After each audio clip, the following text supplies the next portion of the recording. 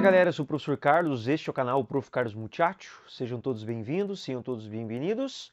Então hoje eu vou falar um conteúdo aqui que são as figuras de linguagem, mas eu já fiz vídeo aqui no canal sobre figuras de linguagem, linguagem conotativa, linguagem denotativa, então não vou me estender nessa parte, detalhando o que é cada coisa, dando uma geral aí, trazendo textos diversos, mas sim focando mais com relação a aquelas que mais caem em provas, tipo no Enem, e alguns vestibulares aí, estaduais, particulares, federais e assim por diante. Provas que caem em concursos também.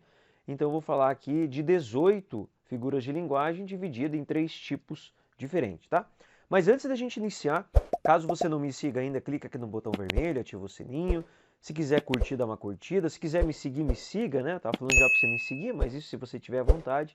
Se você gostar aqui do conteúdo, dá uma curtida, coloca nos comentários, cria aí figuras de linguagem, faça perguntas para mim, dê sugestões de vídeos e conteúdos, mande para quem você sabe que vai fazer provas, para quem você acha que vai gostar, e vamos lá, sem mais delongas.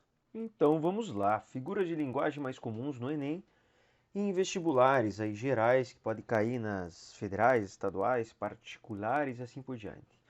É importante saber, né, que eu já comentei aqui, que eu fiz vídeo já sobre figuras de linguagem, linguagem conotativa, denotativa, eu vou deixar no card aí para vocês verem. Então, linguagem conotativa, né, a linguagem figurada, propagandas, poemas, músicas, contos, textos aí que geram essa parte mais de uma linguagem mais figurada, diferente da denotativa, tá? Então, figuras de linguagem a gente tem algumas aqui mais comuns, como as figuras semânticas. O que é uma metáfora, né? Quando a gente, às vezes, tem muita gente que fala assim, linguagem metafórica. E muitas vezes outras figuras de linguagem você está falando como uma linguagem metafórica. Na verdade, seria a linguagem figurada, né? A linguagem conotativa. Porque a metáfora a gente usa como sinônimo de linguagem figurada, mas na verdade, realmente, ela é apenas um tipo das figuras de linguagem. E no caso de semântica, porque está relacionada ao significado. Tá? Então, a metáfora, uma bem comum, a propaganda é a alma do negócio. Você estabelece uma relação de semelhança. Vamos lembrar, propaganda tem alma? Claro que não. Mas a gente consegue entender porque a gente estabelece a relação de algo que tem alma, daquilo que é mais importante, daquilo que tem mais relevância. Por isso que é falado esse tipo de coisa, tá bom? Você é uma flor, você fala para a pessoa. Você é um monstro. Você é uma anta. Tudo isso é metáfora. Porque a pessoa não é uma flor, não é uma anta, não é um burro, não é um monstro, não sei mais nem o que eu falei aqui, mas você estabelece uma relação de semelhança. Por que você fala para a pessoa que ela é uma flor? Porque ela é bonita, porque ela é delicada, porque ela é cheirosa, porque ela é meiga? Mais ou menos isso, né? Essa relação se estabelece. Então isso é uma metáfora, porque não é um sentido real.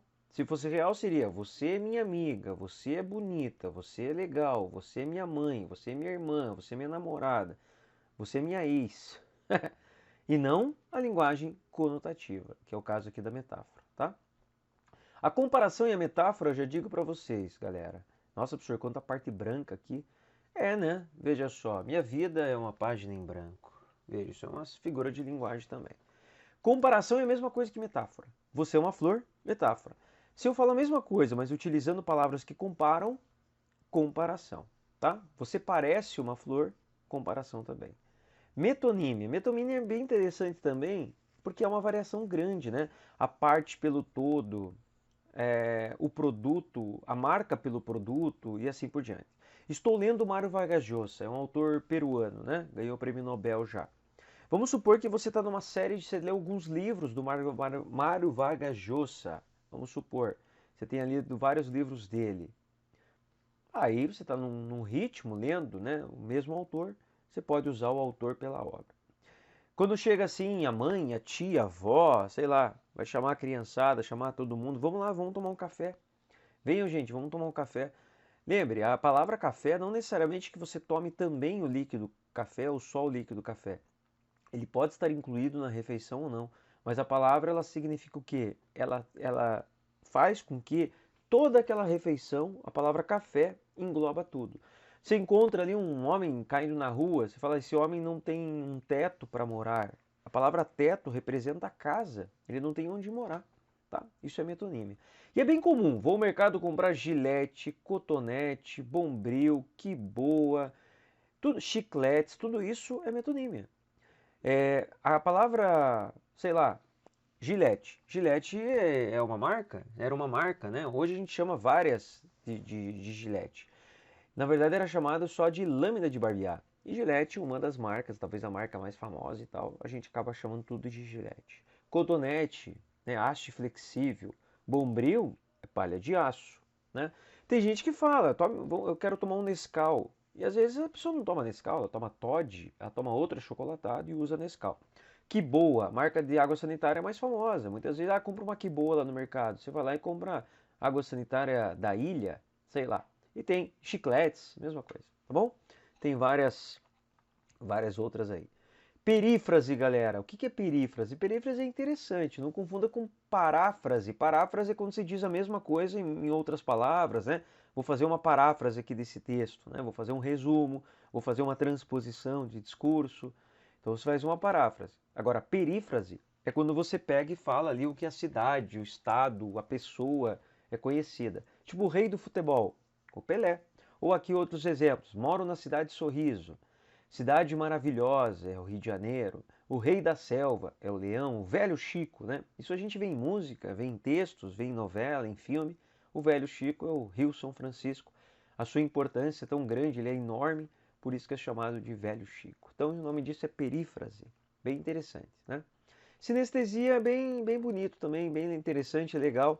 A gente fazer isso quando quem gosta de compor música, né, escrever poemas, é muito legal porque você faz uma mistura dos sentidos. A gente sabe que existem os 5 sentidos. Vamos ver se o professor lembra. Eu toco nas coisas, tenho paladar, sinto cheiro, né? Eu consigo o olfato, a audição, a visão, o paladar e o tato. São os 5 sentidos, tá? Palavras doces. Doce é uma coisa que a gente, né, experimenta pela boca. Você come, você bebe alguma coisa. Agora, como palavras doces. Cheiro de molhado, né? Fala, nossa, esse cheiro, quando a gente sente o cheiro da chuva, né? É interessante que molhado é uma coisa que a gente precisa sentir pelo tato, né? Ou quando você fala assim, nossa, me fugiu agora. Vou pegar o exemplo daqui mesmo. Eu ia falar um exemplo, pensei em outra coisa e me atrapalhei. Palavras não são más. Palavras não são quentes. Palavras são iguais, sendo diferentes. Sérgio Brito e Marcelo Fromer. Então essa música é legal, né? Então veja só, palavras más, você está misturando sentidos. Palavras não são quentes, está misturando sentidos. Palavras são iguais, sendo diferentes, tá?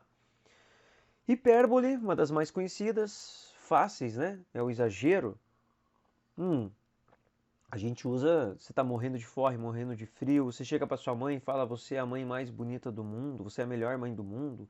Ou você chega para um amigo, né, você está apaixonado, você fala assim, cara, eu acho que eu encontrei a mulher mais linda do mundo. Você está apaixonado, você viu uma deusa assim, você ficou doidão. Isso é uma hipérbole, tá? Ou Cazuza. Por você eu largo tudo, vou mendigar, roubar, matar. Até nas coisas mais banais, pra mim é tudo ou nunca mais. Exagerado. Pô, Cazuza é bom demais, né? Barão Vermelho, Frejá e tal. Então veja, aqui é um exagero, né? Claro que misturando versos.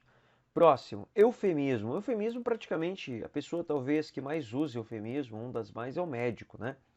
O médico tem que dar notícia do falecimento de alguém da família e ele não vai ligar. E aí, como é que você tá? O velho aqui morreu. Claro que não, né? Pô, o cara vai usar uma linguagem mais branda, mais amena, mais leve, né? Imagina só, eu sou professor, vou chegar para a mãe e vou falar assim, a mãe do aluno, Dona Maria, o seu filho é um vagabundo. Não sei se o YouTube vai ter problema porque eu falei um palavrão aqui. Às vezes dá essas coisas, essa zica aí. Não, você vai falar, ó, Dona Maria, o seu filho não vem tendo um bom comportamento, ele está tendo um comportamento não é fora do esperado e tal. O Joãozinho não vem tendo um bom comportamento. O senhor Francisco não estava muito bem e a equipe fez o possível, mas veio a falecer. Ou então você vai falar, o cara é gordo, o cara é barrigudo. Não, o cara é um pouquinho fortinho, né? Tá um pouquinho acima do seu peso. Você vai usar um eufemismo, tá? Ambiguidade há uma série de ambiguidades. Eu já fiz vídeo falando sobre polissemia, sobre palavras homônimas, sobre diferença de ambiguidade, tá?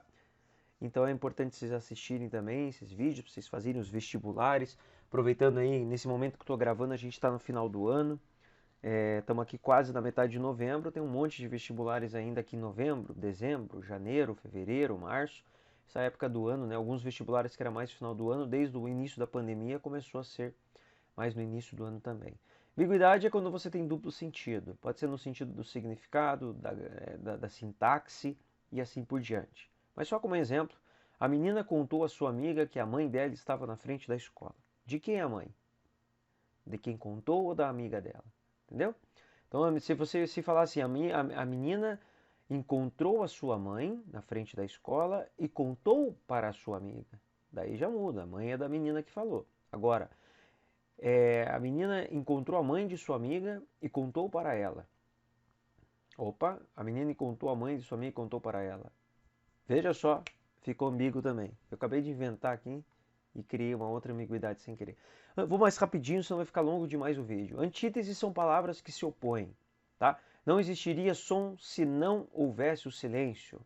Ó, som e silêncio. Não haveria luz se não houvesse escuridão. Luz e escuridão. A vida é mesmo assim, dia e noite, não e sim. Vida e noite. Opa, noite e dia. Não e sim. Perfeito. Lulu Santos. Paradoxo é muito parecido. Paradoxo não são palavras, mas as ideias. O paradoxo, às vezes a gente fala, essa pessoa é muito paradoxal. É mais ou menos a pessoa, ela fica se contradizendo, né? A novidade que seria um sonho, um milagre risonho da sereia, virava um pesadelo tão medonho. Nossa, eu lembro na adolescência eu cantava muito essa música. E o grande, né, o gênio Gilberto Gil, nada mais, nada menos, alguém que fazia parte da Tropicália. Não tem nem o que dizer. Não há palavras para definir esse movimento. Personificação e prosopopeia. O que é isso? Quando você dá vida humana a seres que não são humanos, né? Não só inanimados, mas animais também. As casas espinham os homens que correm atrás das mulheres. Grande Drummond, meu charazinho. Pessoal, olha só. Quando eu falo assim, quando a gente assiste lá um desenho tipo Pequena Sereia, né, cheio de personificação, quando os objetos, os animais têm comportamentos humanos. E junto com a onomatopeia, as figuras de linguagem que mais existem nas histórias em quadrinhos. Opa! São as que mais existem nas histórias em quadrinho. Eu comi muito antes de gravar o vídeo, agora eu tô meio estranho de falar. Ironia, né? Chegou cedinho, muchacho. O cara chegou 20 minutos depois. Imagina a hora da prova, o bicho se atrasou. Figuras de sintaxe, quer dizer, sintática, são a parte da gramática. João foi para casa, Maria não. Maria não o quê? Não foi para casa. Está elíptica, está oculta uma parte. Isso é uma figura de linguagem também. Anáfora, quando há repetição, ou da mesma sílaba, ou da mesma palavra, ou de algumas palavras, ou do verso todo. Isso acontece muito em música, muito, muito mesmo. Se eu amasse, se eu chorasse, se eu perdoasse, a repetição do termo se, e não só, né? Na verdade, se eu, tudo isso é uma anáfora. Pleonasmo e redundância, bem interessante também. Pleonasmo e redundância é quando a gente tem repetição, saia para fora agora, baseado em fatos reais. Baseado em fatos só pode ser reais, né? Elo de ligação, a grande maioria, tudo isso é pleonasmo e redundância. Entre para dentro, pegue com a mão, olhei com meus próprios olhos, é um vício de linguagem. Já fiz vídeo para tratar disso também em outras partes. Figuras sonoras é mais relativo ao som, né? Por isso que fala em sonora. A onomatopeia, vamos falar um pouquinho dela aqui, deixa eu encaixar aqui bonitinho. Então olha lá, tic-tic-tac do meu coração, tem uma musiquinha assim bonitinha, né? Tic-tic-tac é onomatopeia. Passa tempo, tic-tac, passa a hora, chega logo, tic-tac, e vai-te embora. Olha que bonitinho. Então olha só, ou faço isso aqui, ó. Eu vou escrever isso aí. Veja só, onomatopeia, personificação, que é a mesma coisa que prosopopeia, são as mais comuns em história em quadrinho. Aliteração é repetição de consoantes, vozes veladas, voluptuosas, vozes volúpias dos violões, vozes veladas vagam nos velhos vórtices velozes dos ventos, vivas vãs vulcanizadas. E segue. Eu tinha que ter colocado aqui uma marcação ali para dizer que continuava. Lá vem o pato, patati patacolá. Lá vem o pato para ver o que é que há. Musiquinha aí do Vinícius de Moraes. E aí a gente sabe que existe várias. Chove chuva, chove sem parar. Então olha lá, do nosso grande Jorge Benjor. Essa coisa de falar chove chuva, chove sem parar, veja, a repetição do CH dá a impressão de chuva. Vozes veladas, voluptuosas, vozes, vozes, vó.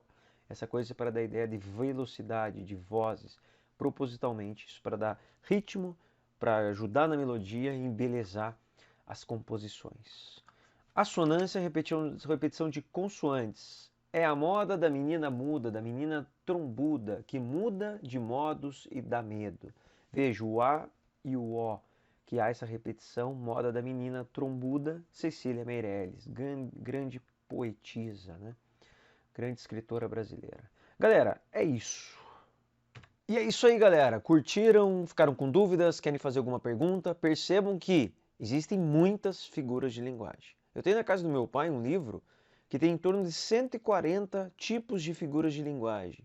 A maior parte delas não cai em provas nenhuma e boa parte delas praticamente só são usadas mais em composições mais formais e principalmente em poesias mais complexas, poesias parnasianas, poesias que se preocupam muito ali com a métrica, com a formalidade do poema, formalidade, e não tanto com a parte sentimental.